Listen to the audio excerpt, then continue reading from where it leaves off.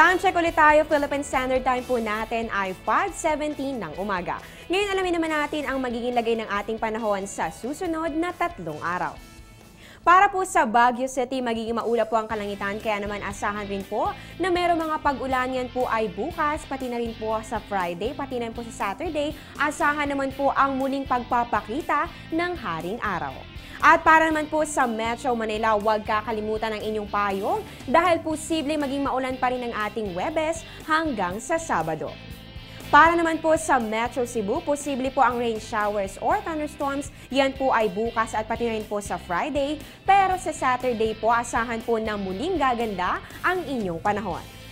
Para naman po sa Metro Davao, bahagya pong masungit ang panahon. Yan po ay bukas, pati na rin po sa Sabado dahil po sa posibilidad ng mga pag-ulan o pagkidlat, pagkulog. Pero sa Friday, tamang-tama para sulitin po yan dahil good weather naman ang inaasahan.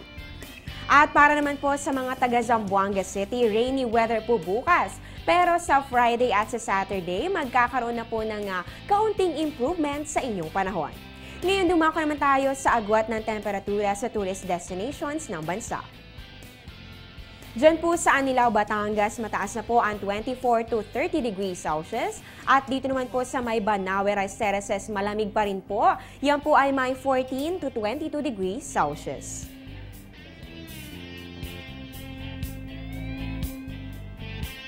Diyan naman po sa may El Nido, Palawan, meron po 24 to 31 degrees Celsius. At diyan naman po sa may Naga City, mababa na po ang 23 to 30 degrees Celsius.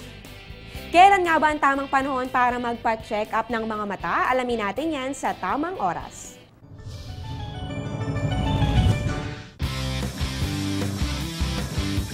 Napakahalaga ng ating mga mata, kaya naman dapat inaalagaan ng mga ito. Inirerekomenda ng Department of Health ang pagpapacheck up ng mga mata kada taon.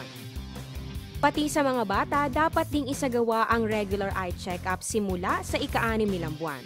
Dapat itong sundan kapag 3 taong gulang na sila nang sa gayon, malaman agad ang mga posibleng problema sa mata at maagapan ang mga ito.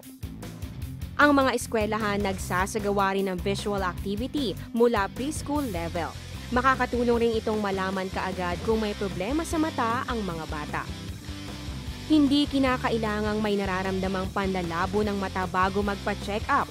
Dapat regular itong ginagawa upang mapanatili ang kalusugan ng mga mata. Sa check-up, hindi lang ang mga simpleng visual check exam na ginagamitan ng eye chart ang ginagawa.